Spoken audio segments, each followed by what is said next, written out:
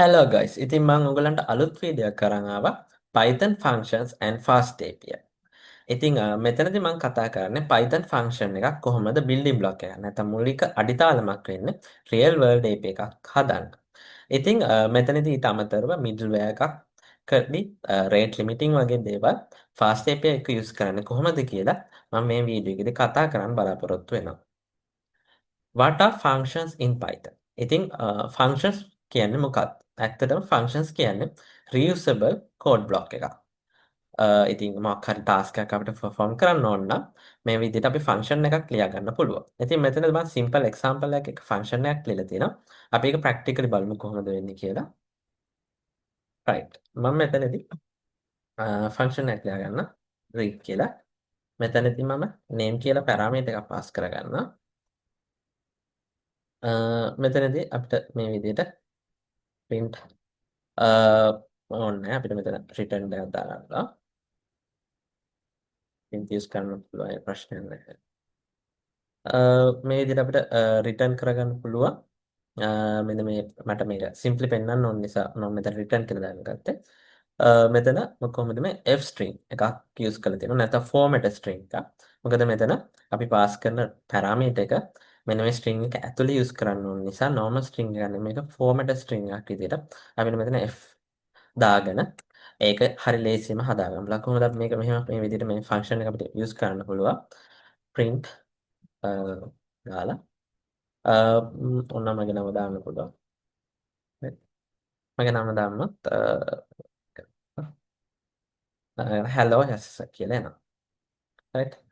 ඉතින් මේ විදිහට මේක reusable විදිහටත් මෙන්න මේ format string එකක් use කරගෙන අපිට ඕනම නමක් දාලා මේ function එක reuse කර use කරන්න පුළුවන්. right. ඊළඟට අපි බලමු කොහොමද default value එකක් තියාගෙන මේ parameter එක use කරන්න කියලා. right. අයිත් අපි අර same function එකට යන්න. මෙතනදී අපි ලියනවා යස්සස කියලා. මේකට අමතරව මම තව function මේ print statement එකක් දාගන්න. හැබැයි මේකෙදි මම මුකුත් pass කරන්නේ නැහැ. අපි බලමු කොහොමද කරන්නේ කියලා. ඔයගලන්ට පේනවා මම මෙතන මුකුත් pass කරපු නැති එකේදී මෙයා default මගේ නම අරගෙන print කරනවා. second එකේදී මම රශ්මික කියලා pass කරනවා. එතකොට රශ්මික කියලා මේකට නම ගන්නවා. ඉතින් මෙහෙම තමයි අපි default value එකක් කොහොමද set කරගන්නේ. right. හරි. මේක තමයි අලුත්ම මාතෘකාව. මේක පොඩ්ඩක් ඉන්ට්‍රස්ටිං. ඉතින් අපි ඉස්සෙල්ලා මේ API එකක් කොහොමද fast API එකක් set කරන්න use කරන්න කියලා මෙතනදී ඉගෙන ගන්න. ඉතින් fast API කියන්නේ මොකක්ද කියලා බලමු. fast API කියන්නේ modern async කියන්නේ asynchronously web framework එකක් build කරලා තියෙන speed and simplicity මේක ඉතාමත් modern එකක්. ඉතින් මේක ඉගෙන ගන්න එක ඔයගලන්ට ගොඩක් හොඳයි. ඉතින් මේ විදිහට තමයි අපි මෙන්න මේ fast API එක install කරගන්නේ pip install fast API. මේ UVCon කියන්නේ මේකට එන web server එක simple web server එකක්.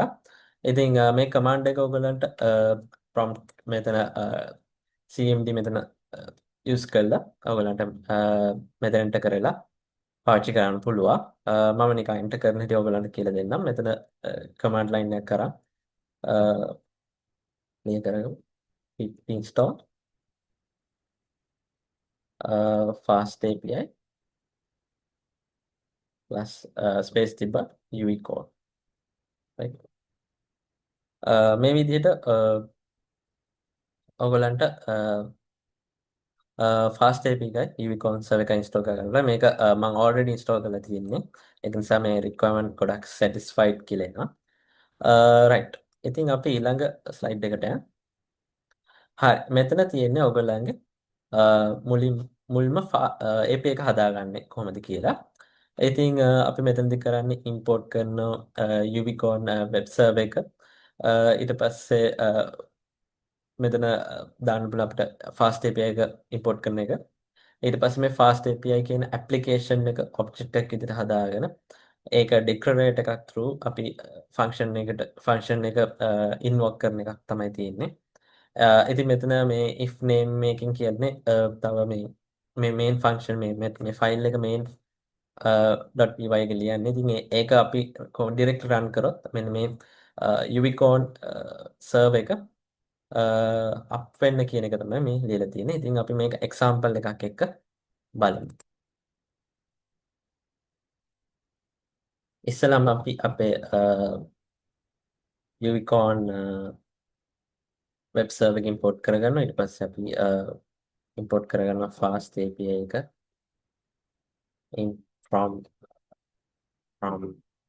fast API import fast API. ඊට පස්සේ අපි මේක ඔබ්ජෙක්ට් එකකට දාගන්නවා. අපේ fast API application එක ඔබ්ජෙක්ට් එකකට දාගන්නවා. ඊට පස්සේ අපි declarator එකක් දාගන්නවා app.get අපේ URL එක. අපි මෙතන root එක තමයි use කරන්නේ. ඊට පස්සේ අපේ function එක def read root නැතුව මම මේක home කියලා දානවා. home අපි return කරනවා message එකක්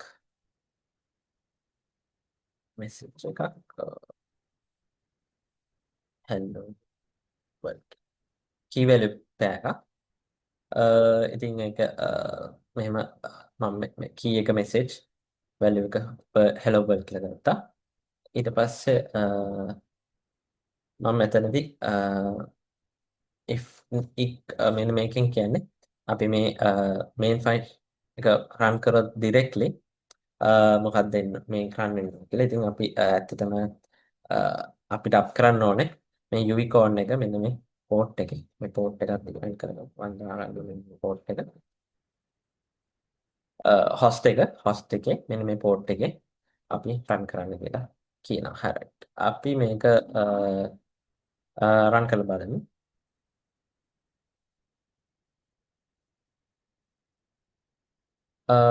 හරි. ඔයගලන්ට පේනවා ඇති මෙන්න මේ පෝට් එකේ මෙන්න මේ ඇප්ලිකේෂන් එක අප් වුණා. ඉතින් මේ විදිහට අපිට මේක අප් කරලා මෙන්න මේ URL එක පින් කරලා අපිට මේක චෙක් කරගන්න පුළුවන්.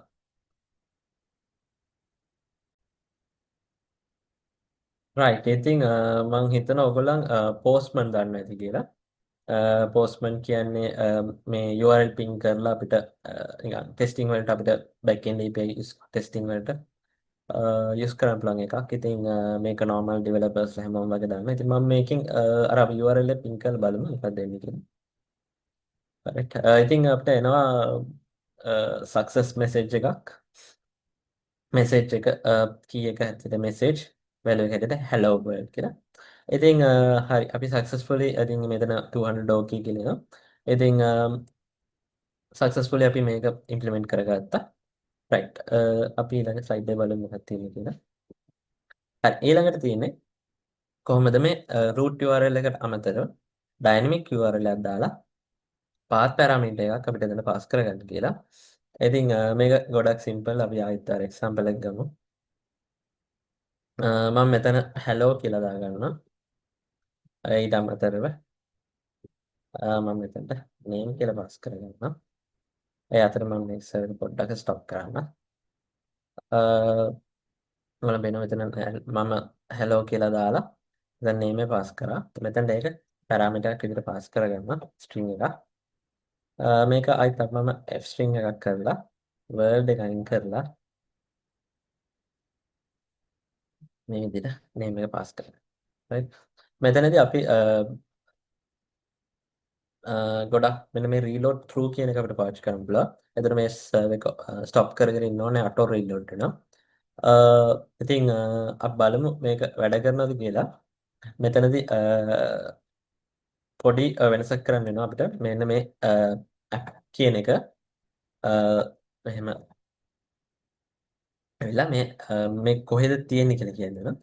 ඉතින් app කියන එක තියෙන්නේ මේක ඇතුලේ මේ විදිහට main කියලා දාලා app කියලා දැම්මොත් තමයි මේක මේ reload auto reload එක වැඩ කරන්නේ. right. මේක ඔයාලා start වුණා පේනවා. right. අපි ආයෙත් අපේ postman එක use කරලා hello කියලා දාලා මගේ නම පාවිච්චි කරලා ඒක වැඩ කරනවා කියලා hello yes කියලා ඉතින් එනවා. මේකෙදි මම මොනාහරි චේන්ජ් එකක් කරොත් hello my name is කියලා නිකන් චේන්ජ් කරලා මම මේක සේව් කරොත් ඔයගලන්ට පේනවා stat reload detecting changes in main reloading කියලා. ඉතින් මේ reload through කියන එකේ විශේෂාංගය තමයි අපි ඩෙවලොපින් කරද්දී මේක යූස් කරලා අපිට ඉක්මනට ඩෙවලොප් අර සර්වර් එක ස්ටොප් කර කර ඉන්නේ නැතුව මේකෙන් සර්වර් එක රීලෝඩ් කර කර අපිට යූස් කරන්න පුළුවන්. මේක ඔටෝ රීලෝඩ් වගේ ෆන්ක්ෂන් එකක්. ඉතින් මේකත් යූස්ෆුල් වෙයි ඔයගලන්ගේ ඩෙවලොප්මන්ට්ස් වලදී. මම ඊළඟට කතා කරන්න බලාපොරොත්තු වෙන්නේ මේ ඇඩින් මිඩ්ල්වෙයර් එක නැත්නම් මිඩ්ල්වෙයර් එක කොහොමද මේ රික්වෙස්ට් එක ඇඩ් කරගන්නේ කියලා. ඉතින් අපි මේ තිබ්බ රික්වෙස්ට් එකම ගමු. මම මේක පොඩ්ඩක් ස්ටොප් කරනවා මොකද මේක normally Windows වලදී ගොඩක් ස්ලෝ මේ ඔටෝ රීලෝඩ් ෆන්ක්ෂන් එක. ඉතින් ඔයගලන්ට ස්ටොප් කරලා ආයෙත් ස්ටාර්ට් කරගන්න පුළුවන්. ඉතින් මම මෙතනදී අලුතෙන් ඩෙකොරේට් එකක් දාගන්න හදනවා. app.middleware කියලා මේ විදිහට. මේකෙදි ඔයගලන්ට def ඕන එකක් ලොක් කියලා මොන හරි දාලා මෙන්න මේ විදිහට යූස් කරලා මෙතනදී ඔයගලන්ට fast API ට අමතරව request කියන එකත් import කරගන්න පුළුවන්. ඉතින් ඊට පස්සේ තියෙනවා මේක print කරගන්න. ඔයගලන්ට print කරන්න ඕනම විදිහට පුළුවන්. ඉතින් මම මෙතනදී incoming request එකේ details ටිකක් print කරන්න තමයි බලන්නේ. මේ විදිහට අපිට පුළුවන් incoming request එකක් තියෙනවා. ඒ request එකේ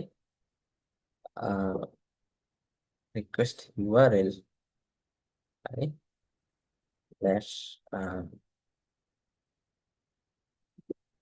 request method එකයි මම print කරගන්නවා.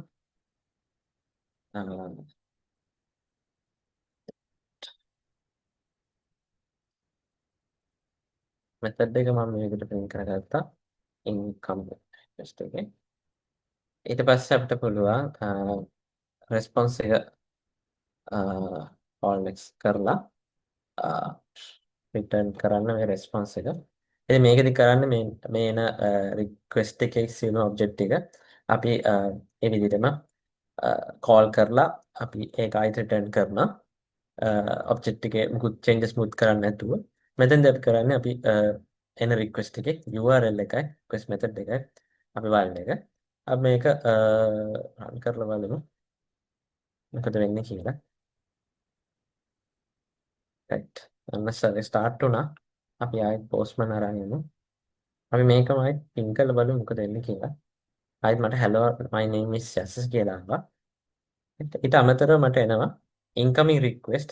මෙන්න මේ port එක මේක තමයි URL එක. මේ තමයි mainly URL එක.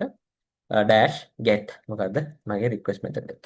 ඉතින් මේක මම නිකම් මෙතන print එකක් දැම්මේ. හැබැයි මේක ඇත්තටම use එක ඔයගලන්ට හරි easily මේක authenticated වෙන්න ඕන API එකක් නම් මේක authenticated වෙලා තින්නේ. නැත්නම් authenticated වෙන්න කොහෙද අයිත් අපිට හරි message එකක් දාන්න ඕනේ නම් ඒ වගේ ගොඩක් දේවල් මෙන්න මේ middleware එකේ තුලින් කරන්න පුළුවන්. ඇත්තට මේ අපේ desired function එකට යන්න ඉස්සරලා අපිට මොන හරි කරන්න තියෙනවා මේ middleware එක through අපිට කරගන්න පුළුවන්.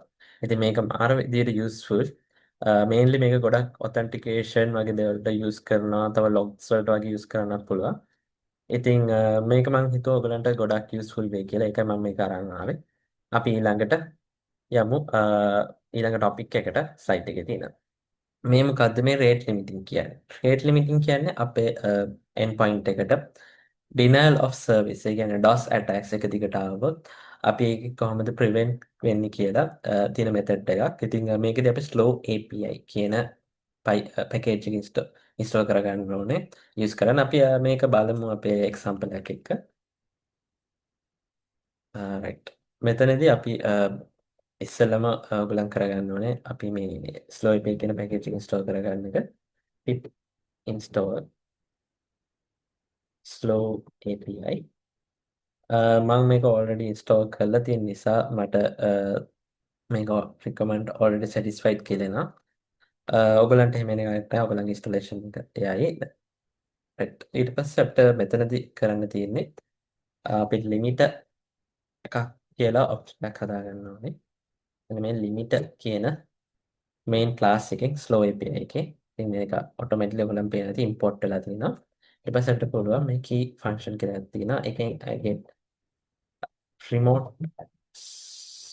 නැත්නම් අපේ ඒ client-ගේ unique IP address එක plus අපිට default මොකක්ද දාන්න ඕනේ limit එක කියලා. අපි මේක for demo purpose 2 per minute කියලා මම change කරගන්නවා. ඒ කියන්නේ මිනිත්තුවකට request එකක් කියලා. මේක for demo. ඉතින් ඊට පස්සේ අපිට මෙතන use කරන්න ඕන app dot state limiter app dot add middleware slow API middleware එක අපිට add කරගන්න ඕනේ.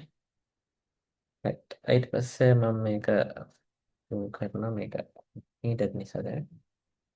ඊට පස්සේ අපිට කරන්න තියෙන්නේ අලුත් decorator එකක් දාගන්න ඕනේ app dot exception handler කියලා. ඉතින් මේක අපිට කරන්න තියෙන්නේ rate limit exceeded කියන එක ගන්න ඕනේ. ඒක slow API එකේ මෙන්න මේ errors කියන එකෙන් import වෙන එක. මේකෙන් import කරගෙන ඊට පස්සේ අපිට මෙතන පුළුවන් if rate limit කියන මෙන්න මේ විදිහට මේක signature method එකක්. මෙන්න මේ parameters දෙක අනිවාර්යෙන්ම required දෙකක්. ඉතින් මේක signature function එකක් කියලා කියන්න පුළුවන්. ඊට පස්සේ අපිට කරන්න තියෙන්නේ මෙන්න මේ decorator එකත් එක්ක මේක automatically මෙන්න මේ දෙක අනිවාර්යෙන්ම මේ request එකයි rate limit exceeded කියන එක අනිවාර්යෙන්ම මේ අපිට ඕන වෙනවා. ඊට පස්සේ අපිට මේක return කරගන්න පුළුවන් JSON response එක අපිට පුළුවන් status code එකක් දාගන්න 429 and content එක දාගන්න පුළුවන් message rate limit exceeded හරි නැත්නම් අපිට දාගන්න පුළුවන් error කියලා දානවා අපි error too many requests කියලා දානවා too many requests ඒ වගේ අපිට custom message හදාගන්න පුළුවන් right මේකෙදි අපිට මෙන්න මේ API එක අපි call කරොත් මිනිත්තුවකට රික්වෙස්ට් දෙකකට වඩා આવොත් ඩෙෆිනිට්ලි මෙන්න මේ 2 මිනි රික්වෙස්ට් කියන එකෙන් ඕනේ අපි මේක රන් කරමු බලන්න මොනවා ඉෂුස් එනවද කියලා. හරි. ඔයාලට පේන දේ අප් වුණා. අපි බලමු පෝස්ට්මන් එකෙන් මේක ට්‍රිගර් කරන්න. රයිට් මම මේක ආයි ට්‍රිගර් කරන්න හදන්නේ. එනකොට මම මේක දැන් දෙපාරක් ට්‍රිගර් කරන්න හදනවා. දැන් බලන්න ඔයගලන්ට එනවා 429 too many request error too many request කියලා. මම මෙතන මේක අපි ගිහින් change කරමු 3ක්. 3කට change කරොත් පළවෙනි එක වැඩ කරනවා. තාමත් පුන්නේ setup වුණා දැන්. හරි. බලමු පළවෙනි එක වැඩ කරනවා. දෙවෙනි එකත් වැඩ කරනවා. තුන්වෙනි එකත් වැඩ කරනවා. හැබැයි හතරවෙනි එකේදී ගානට එනවා 429 too many 429 error code එකත් එක too many request නැත්නම් මෙතන error too many request කියලා. අපිට මේ විදිහට මේක globally මේ විදිහට අපි limit එකක් දාගන්න පුළුවන්. නැත්නම් අපිට පුළුවන් මෙන්න මේක remove කරලා uniquely වට ඕන නම් අපිට මෙන්න මෙතනට ගිහිල්ලා at limiter මෙහෙම ගිහලා 10 per minute ඉතින් ඔයගොල්ලන්ට පේන පොඩි error එකක් ඇවිල්ලා තිනවා. මේකට issue එක තමයි මෙන්න මේ decorator එක. නැත්නම් limiter.limit කියන decorator එක use කරාන් පස්සේ ඒක point වෙලා තියෙන function එකට අපි request එක අනිවාර්යයෙන්ම required එකක් ඒක pass කරන එක. ඉතින් මේ විදිහට අපි request එක පාස් කරොත් මෙන්න මේ ෆන්ක්ෂන් එක ඇතුළට මේක වැඩ කරන්න ඕනේ. දැන් මේ රික්වෙස්ට් ඔබ්ජෙක්ට් එක මේ මෙන්න මේ ලිමිටර් කියන ඩෙකොරේටර් එකට ඒක රික්වයර්ඩ් එකක්. ඉතින් ඒකයි මේක ඉෂුව එක ආයෙත් තියෙන. අපි මේක ආයෙත් රන් කරමු. ඔයගලන් දැන් පේන්නේ නැති. ඒක ඉෂුව එකක් නැතුව රන් වෙනවා. මේක 10 per minute තියෙන්නේ. රයිට් අපි බලමු 10 යවලා. හරි. 1යි 2යි 3යි 4යි 5යි 6යි 7යි 8යි 9යි 10යි 11 වෙනි එකේදී ඉෂුව වෙනවා 429 2 minute request කියලා. ඉතින් මම හිතන්නේ මේක ගොඩක් ඔයගලන්ට වැදගත් වෙන්න ඇති. ඔයගලන් ඉදිරියේදී ඔයගලන්ගේ ඇප්ලිකේෂන් එක ලියද්දී DOS නැත්නම් denial of service attacks වලින් කොහොමද බේරෙන්නේ කියලා. right අපි ඊළඟ සයිට් එකට යමු. මෙතනදී කියන්නේ testing and API docs කොහොමද මේ ඔයගලන් go to docs කියලා කිව්වොත් මේ Swagger UI එක ඔයගලන්ට පෙන්නනවා real time responses එක. ඉතින් අපි බලමු මේක කොහොමද වෙන්නේ කියලා. මේකට ලෝඩ් කරා. ඔයගලන්ට පේනවා ඇති මෙන්න මේ docs කියලා දැම්මම අපේ තියෙන endpoint එක මේ විදිහට පෙන්නනවා. මේ එතන මොනවාද අපි දාන්න ඕන පැරාමීටර් එක. ඒක ඔබ මෙතනින් try out කරන්නත් පුළුවන්. මම මෙතන yes කියලා දැම්මත් එහෙම මේකේ මේ වගේ අපිට output එක ඔක්කොම බලා ගන්න පුළුවන්. ඉතින් මේ Python fast API වල තියෙන inbuilt දැන් තමයි ස්වැග එක. ඉතින් මේක හරි යූස්ෆුල් ඕගලන්ට ටෙස්ටිං එහෙම කරන්න. මේක පෝස්ට්මන් වගේ තමයි. හැබැයි ලස්සන UI එකක් දෙනවා. ඉතින් මේකේ ඔයගලන් කරන end points ඔක්කොම fast API end points ඔක්කොටම ඔයගලන්ට real time responses බලා ගන්න පුළුවන්. ඉතින් මම හිතනවා මේකත් යූස්ෆුල් වෙන්නේ නැති කියලා. right ඉතින් summary එක විතර ගත්තොත් අද අපි ඉගෙන ගත්ත Python functions කොහොමද logic එකක් API එක build කරන්න කියලා. ඊට පස්සේ අපි build කරලා test කරලා බලුවා fast API එකක්. ඊට පස්සේ අපි ඒකට middleware එකක් rate limiter slow API through වගේ දේවල් add කරලා අපි test කරා. ඉතින් මම හිතනවා ගොඩක් ඉගෙන ගන්න ඇති කියලා. ඉතින් අපි ඊළඟ වීඩියෝ එකේදී database එකට connect කරලා simple CRUD එකක් කරමු API එකත් එක්ක. ඉතින් මම හිතනවා අද ඔයගොල්ලන්ගේ මගේ කන්ටෙන්ට් එක ඔයගොල්ලන්ට ගොඩක් යූස්ෆුල් වෙන්න ඇති කියලා. ඉතින් තාමත් channel එකට subscribe කරලා නැත්නම් subscribe කරලා ඔයගොල්ලන්ගේ යාළුවෝ එක්ක share කරලා like එකක් දාන්න. ඉතින් ඔයගොල්ලෝ ඔක්කොටම thank you.